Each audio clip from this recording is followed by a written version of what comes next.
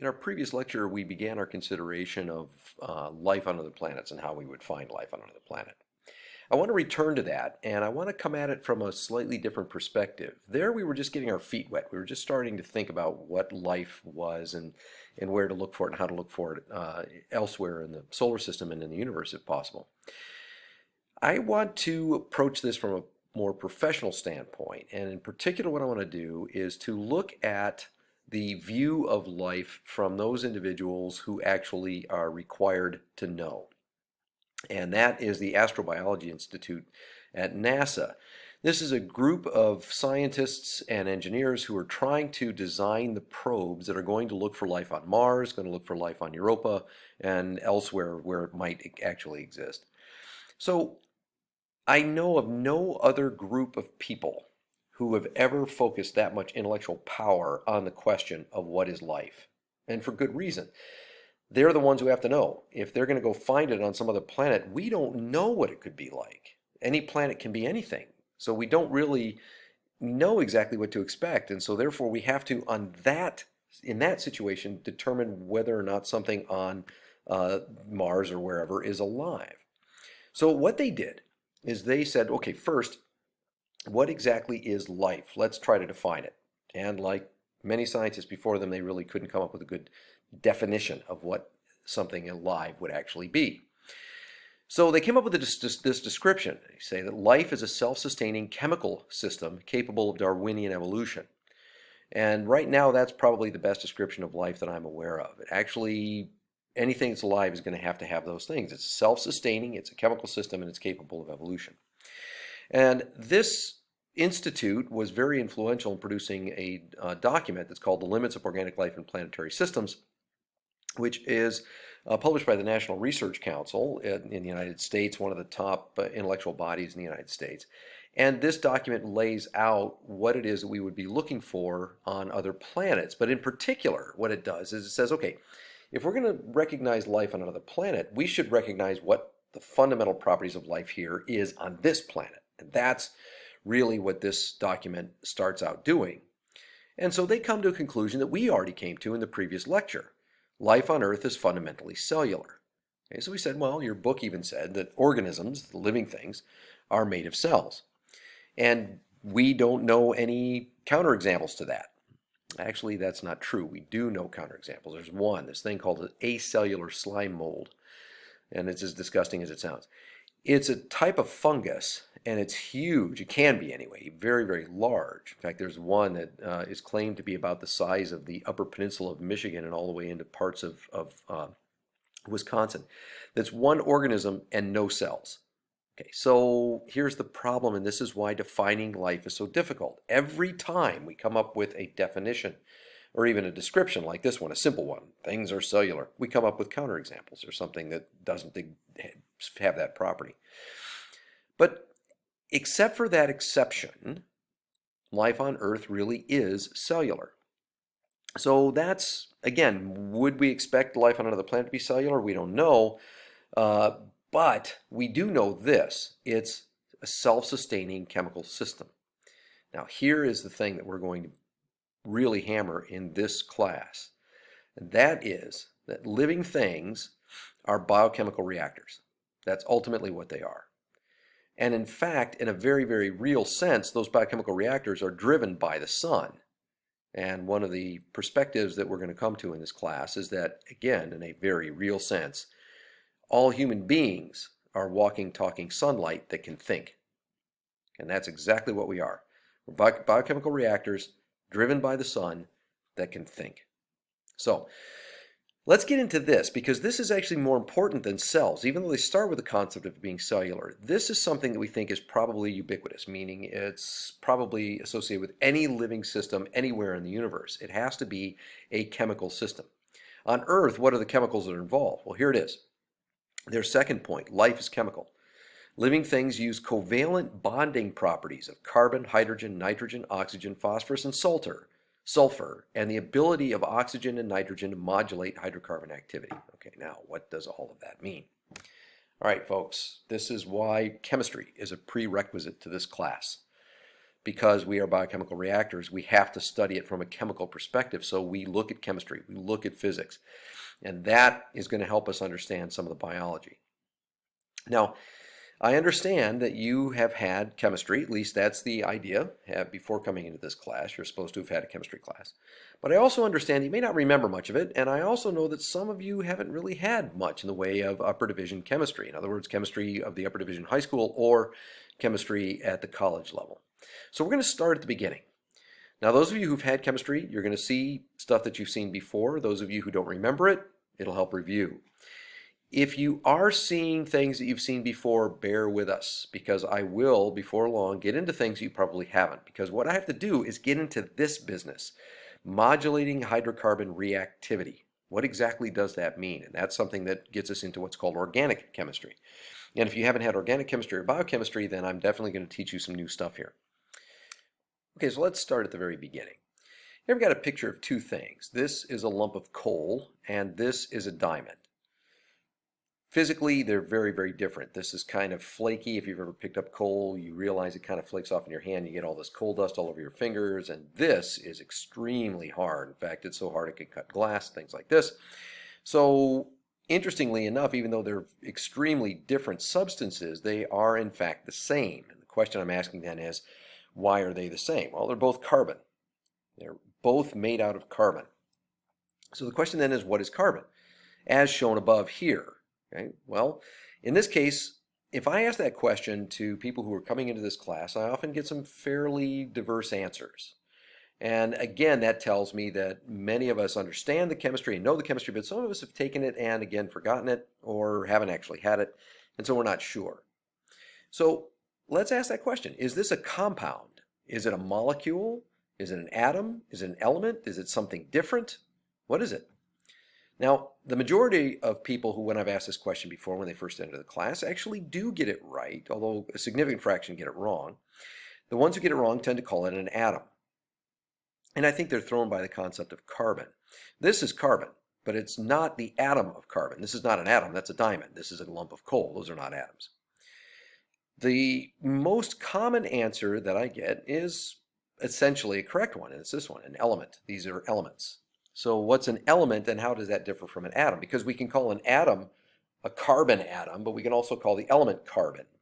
So what's the difference between those two things? Is there a difference? Yeah, there is. There's definitely a difference. But technically the correct answer here is really none of the above in the way we look at it now, because actually it's not an element. These are elementary substances. Okay, so I'm not really going to get into the nuance of the difference between those two things. But it is important eventually to recognize what the difference is between an element and an elementary substance. But an element, as we've defined it in your textbook, and as Linus Pauling defined it in his textbook, and everybody's copied that essentially since then, is a substance, again, a liquid, a solid, or a gas, that is composed of the same types of atoms. So this is carbon, this lump of coal is carbon, and this diamond is carbon as elementary substances, because they are made out of the same atom, carbon. Sorry about that. I know it's confusing. We use the word carbon to mean the element, and we also use carbon to mean the atom. Okay? So the reason is it's because this atom of carbon, if you put a whole bunch of them together in a disorganized way or a particularly organized way, you get this lump of coal. If you put them together in a different, much more organized way, you get this diamond. And that's what gives them these different substance properties. Okay, but this is the point. These are not atoms, but they're made up of all of the same type of atom. Okay, so what's an atom, and how does it differ from the substance? Well, here are examples of atoms. This is one where we have one of these purple things with a plus and one of these things out here with a negative. Here's another one with some number of pluses that we can't see, but it has 6 negative charges on the outside here. This one is the simplest known atom, and it makes the simplest substance. And I could ask you what that is, and I would expect you to know the answer. The answer is hydrogen. And the question then is, what is this object in the middle here, this thing with the plus sign? Again, I could ask that question at this point. I would expect you to know that that is a proton. And therefore, what is this yellow thing sticking around out here that they draw as a circle around like that? I could ask you that question. I would expect you to know that that would be an electron. And I would also expect you to know that there's something in here that doesn't seem to be there. You might expect there to be a neutron in here. Well, most hydrogen doesn't have a neutron. The vast majority of hydrogen is one proton in its nucleus and one electron in its so-called outer shell. Okay, so what is this thing? Well, if we're looking at this, I can tell you this, and I can't see it from the picture, but just trust me, this is electrically neutral. And therefore, the charges must completely balance. And you'll notice this has a plus, that has a minus. And I can ask on a test question or quiz question, what is the charge on a proton? The answer is not positive or plus, because charge has a number. There's a certain amount of charge that is carried. And the number, the amount of charge on the proton is +1. What's the charge on the electron? Charge on the electron is -1. So this is important. It isn't that the electron has less of a negative charge than the protons is positive. They're exactly the same. And then what's the charge on a neutron? That's what these light blue things are in here. Well, the charge on a neutron is 0. Okay, so I'm telling you this thing right here has a 0 charge. It's neutral, which means this. If it has 1, 2, 3, 4, 5, 6 electrons in its outer shells, therefore it must have 6 protons to completely balance the charge. That's what makes this an atom. So we have then protons, which are +1, electrons, which are -1, and neutrons, which are 0. Okay, those are the charges. So if this has 6 electrons, it must have 6 protons. That defines this as an atom of the element carbon. Okay, so that's giving us the number of protons in the nucleus is the same as the number of electrons in its outer shell for an atom.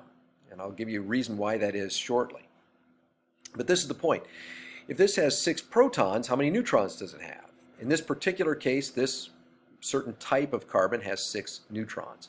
It doesn't have to have 6. Sometimes it can have 7, sometimes it can have 8. But most carbon that you're going to find actually has 6.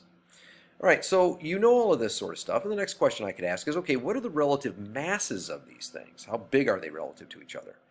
And I would expect you to know that an electron is much, much smaller than a proton. So much smaller that it essentially contributes no mass to this particular atom. So the atom's mass is really all in its nucleus because the proton is huge. What about the neutron? The neutron and a proton are almost exactly the same size. They're just slightly different. A neutron is slightly heavier usually. So we have a slightly heavier neutron than a proton, but they're basically the same unit, the same size. So each mass, if you want to call that 1 unit or 1 atomic mass unit, each proton and neutron weighs approximately the same. Okay, so now that we have all of that down, we're in a position to define what an atom actually is. Here is the textbook definition of an atom from one particular textbook. Not all textbooks agree on this. But an atom, by this particular definition, is the smallest electrically neutral unit of an element. Okay, meaning this. What do we mean by smallest electrically neutral unit? Well, think about this lump of coal. Let's take that lump. That is carbon because it's an elementary substance of carbon, pure carbon atoms. If I cut that piece of coal in half, then I'll have 2 lumps of coal. I want to take the left-hand lump and cut it in half. Now I have 2 smaller lumps. Now I take the left-hand lump again, cut it in half, 2 smaller lumps. Take the left-hand lump and cut it in half. And I keep doing this, always cutting this carbon lump in half every single time. Now my question is this: can I do that indefinitely? Can I do that for an infinite length of time and always have a little tiny lump of coal? And the answer to that question is, of course, no, I can't. Because at some point, I'm going to get to a point where I'm going to get something that's so small that if I cut it in half or break it up into pieces, it stops being carbon. It stops having the chemical properties of carbon. Why? Well, because eventually I'm going to end up with one of these. I'm going to end up with a carbon atom. And if I cut it, and I can break the carbon atom up into pieces. But if I do that, then the pieces are no longer carbon. They're protons, electrons, neutrons. There's something different. They don't have the chemical property of carbon. So that's what we mean by the smallest unit of an element. Electrically neutral is the part that is in some definitions and not in others. So I think your textbook tends to talk about it being electrically neutral, and that's how it is that we know that if we count the number of electrons, that gives us the number of protons in an atom, because they have to be the same to balance the charge and make it electrically neutral. Now, you might be saying, wait a minute, that's not true. I've heard something different in my chemistry class. That may or may not be true that you heard something different. It could be because that they're using a slightly different definition, which is fine. It could also be because they might be talking about something different. You can strip electrons away from a particular element, an atom of that element, and give it a charge. But by this definition, it's no longer an atom. By this definition, it becomes what we call an ion. And an ion is not an atom. It acts chemically very, very different than the atom does. So this is the point. These things cannot be decomposed into simpler elements or different elements by simple chemical means. They can be decomposed. They can be broken down. That nucleus can be broken up, but it's done by nuclear physics. And when you're done, after you've broken it up, you no longer have carbon. You have something totally different. So let's take a closer look at the way these are drawn. These are drawn in such a way that's not artistic license. It's not just done because it looks good. It's done because it's representing something that we know that's very fundamental about chemistry that was essentially discovered by a guy named Niels Bohr, a Danish physicist. If we look, you notice that this electron is sort of in what they're drawing as a circle around this nucleus. And then these, they have electrons on one circle on the inside, another circle on the outside. That property, that way that the electrons pack into their what we call shells, is something that gives chemistry what its properties actually are. And if we look at this, we can look carefully at all of them and lay them out. We notice something very interesting, is that the chemical properties tend to arise in kind of patterns that we call periods. When we lay them out, of course, you've seen this before, you lay them out by their period, by their chemical properties. And for example, on this side, if we look at hydrogen, lithium, sodium, all of these will have a tendency to have a positive 1 charge. Whereas all of these on the other side, helium, neon, argon, krypton, xenon, all of those have the property that they are generally chemically inert. And every single column, when we lay it out in this pattern, has a particular type of chemical property that are similar. And so this gives us the periodic table. Now, if we look at the periodic table, you'll notice that it gets really huge, and I'll show you a full periodic table here shortly. And if we look carefully at the first 3 rows, we can lay them out like this. And the first 3 rows are really important for us. We'll talk about here in a moment, but we get these kind of properties. Let's look at hydrogen. Hydrogen has a nucleus, typically 1 proton, some number of neutrons, 0, 1, or 2, and it has 1 electron. And then if we want to make, from hydrogen, if we want to make helium, we can add another proton, typically then a couple of neutrons at the same time, and we have to add another electron to keep it electrically neutral. So we have then added an electron here, and when we put the electron here, it goes into this little orbit here, okay? And those are called the Bohr orbits, or the Bohr orbitals. Largely because Bohr showed this is exactly not what it is, but we'll talk about exactly what it is here shortly. It's really not an orbit. It's not like this thing that's spinning around another thing. It's not like a planet orbiting the sun. We'll talk about what that is here shortly. But here's the point. When we put this second electron in, it goes to the exact same energy, and that's what these little orbitals actually represent. That's what Bohr showed. These electrons have the exact same energy. But now if we want to make lithium, which is the next most complex element that has another proton and another electron, then the next electron can no longer go into this inner energy state. And the reason is this inner energy state can only hold 2 electrons, which is why it is that the first row of the periodic table only has 2 elements in it. So we add the third electron. The electron goes into the next energy level up, which we call the second energy level, or the L energy. The first one's called K. And that particular energy level then is different. The amount of energy that's in that electron is different. Now, if we want to make beryllium, which is the next most complex after lithium, we add another proton, another electron, and this second electron can also go into the second energy state because there's room for it. The first energy state fills with 2. The second energy state can also hold 2. But if we make boron after that, then we add a third electron in this second energy state. So the total number of electrons is 1, 2, 3, 4, 5. But now notice, this second energy state can hold, in fact, more than 2. The first one can only hold 2, but the second one can hold at least 3, because boron actually has its electrons in that second energy state. And then next comes carbon, nitrogen, oxygen, fluorine, and neon. And all of them have their outer electrons in the second energy state. So what does that tell us? Well, it tells us the first energy state can only hold 2 electrons. The next energy state can hold 8. 1, 2, 3, 4, 5, 6, 7, 8. Neon has this outer electron shell here that has what we call the octet filled. It's got a complete set of electrons in that outer state. Now, let's make sodium. From neon, we add another proton, another electron. And when we do that, the 9th electron in this state can no longer go into the second energy state. And the reason is that the second energy state can only hold 8 electrons. Therefore, that outer electron, the next electron goes into the 3rd energy state. Okay? Now, looking at this picture, I can ask this question. You should know the answer. How many electrons can be held in the 3rd energy level? Well, if we count the number of things in this row, it's going to be 1, 2, 3, 4, 5, 6, 7, 8. And again, once we get to argon, we have then the outer energy state has 8 electrons in it, the 3rd energy state, and it becomes full. So now we want to make the next most complex element. And if you look at a periodic table, it gets crazy at that point. Let's go all the way up to an actual periodic table. Now here's what we did. We did the first 3 rows here, and we went to argon. Now from argon, I want to make potassium. When I make potassium, that 3rd energy state is completely full with 8 electrons. When I put the next one in, it has to go up to the next energy state. So now I've got 4. There's the next electron goes to the 4th energy state. So how many electrons can be held by the 4th energy state? Well, here's the beauty. I'm a biologist. I don't care. Because all of the chemical elements, except for a couple, are actually only found in the first 3 rows. We don't have to worry about this other row. All these transition metals, if you've had any chemistry, especially inorganic chemistry, there's a bunch of transition metals and metalloids and all this stuff in here.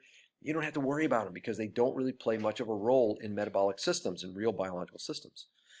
Now, if you want, I could ask this. Does the 4th energy state hold more or less electrons or the same number of electrons as the 3rd? And the answer would be more because there's a lot more columns in that energy state there. But the point is that these 3 rows, these top 3 rows are the biologically important ones, which is why in this picture we're only showing this system here like this. Okay, now that then tells us something about how it is that elements and the physics of elements is organized. Who cares? We're biologists. Who cares about this? Here is why we care. All these electrons are at different energy states. Here is what your metabolism is. Your metabolism manages the energy states of the electrons in your body. Food is not proteins, carbohydrates, and blah, blah, blah. Food is high energy electrons. When you metabolize that food, you take all of those high energy electrons and you drop them to lower energy states. And when you do that, you release their energy so that you then can do things like move, talk, write, laugh, cook, and so forth. That's how important this is. All of these electron energy states are really what your metabolism is managing. Okay, so if we look at living things and we look at this material out of which we are built, what is it? What's in here? Well, if we go all the way back up to the very top, life is chemical. Living things use covalent bonding properties, we haven't gotten into that yet, of carbon, hydrogen, nitrogen, oxygen, phosphorus, sulfur. Those are the major things that are in living systems. Schnapps, carbon, hydrogen, nitrogen, oxygen, phosphorus, and sulfur. So if we look in the periodic table, here's where they are. They're highlighted. Hydrogen, carbon, nitrogen, oxygen, phosphorus, sulfur. There's also sodium, magnesium, and chlorine that are highlighted here because those are important. Calcium is also important. Magnesium is also important, as we said. These things are ions in your body, and they participate in your metabolism, but not in the same extent as the schnapps. So this is what you're mostly carbon, nitrogen, hydrogen, oxygen, phosphorus, sulfur with these various ions, sodium, potassium, magnesium, calcium, and chlorine, or chloride as the ion. Okay, so looking at all of these things, these are all elements, these are the ions of these elements, and the question then is this: what are you made out of? What is mostly this stuff? Right? What's the most abundant element in living things? Well, many of you know we're carbon-based, and we say that all the time. Living things are carbon-based. So therefore we expect most of this to be made out of carbon, sort of like these things are, right? And actually, it turns out that's not quite correct. There's 2 different ways you can answer this question. One way is how many of each of these atoms are there in your body? If that's the question, if that's the measure, is the number, then hydrogen wins by a long shot. Hydrogen, by the way, is the most common element throughout the universe. So that's not surprising. But what about mass? If you look at the mass of something, remember, hydrogen only has one proton in its nucleus typically, whereas carbon has 6 protons and 6 neutrons. Remember, protons and neutrons are about the same size. So this thing would weigh 12 times this. So if we do it by mass, hydrogen doesn't really contribute that much to your mass because it's such a light element, whereas carbon is much heavier. So we might say, well, by mass, carbon would be it. Actually, it turns out that's not true either. The reason is this: the vast majority of the stuff in your body is actually water, which is 1 oxygen and 2 hydrogens. So if that's true, then your body mass is actually mostly oxygen. Why? Well, oxygen weighs even more than carbon does. Carbon typically weighs around 12. Oxygen typically weighs around 16. So oxygen is much heavier than carbon. So if we look at the masses of things, your body mass is about 60% oxygen. Okay? By mass, your body is made up of 60% oxygen. Carbon is next. Carbon is second, but it only contributes about 18 to 18.5% of your mass. So all of these others are less than that. Hydrogen is less by mass. Nitrogen, phosphorus, sulfur are less by mass. Oxygen by far the most common. Okay, so there's one last thing that I want to get into, and that is if we look at how all of these things are packed together and so forth, we see these orbitals. And the energy levels are what I'm focusing on. Here, the orbitals are energy level 1. Here, the orbitals are energy level 2. Here, the orbitals are energy level 3. Those of you who've had chemistry know that some of these are s orbitals, some are p orbitals, d orbitals, and so forth. We're not going to worry so much about that yet. I just want you to be focused on the energy levels. But the picture I want you to have in your head is not this. This is the picture we tell high school students, but this is not really, this is just to show the energy levels, how the electrons pack. It's not really what atoms look like. The problem is we don't really have a good expression of what atoms look like, and that's because electrons are not particles, or they are particles, but they're also waves at the same time. They have a very strange, they're a very strange phenomena, very strange properties. So how do we think about these? Well, don't think of them as little particles that are orbiting this nucleus. That's not what they are. What they are more like this. If you look at these orbitals, here's the 1 energy level s, here's the 2 energy s level, and here's the 3 energy s level. These are the s orbitals that are spherical around the nucleus. They form a pattern kind of like this. And this pattern is more of a probability density of finding the the electron in a given spot. So here, this electron, and this orbital here has a lower energy state than this one. Then, so this would be the sort of green one here would be the 2s orbital. And this one would have the higher, that would be a 3s orbital and so forth.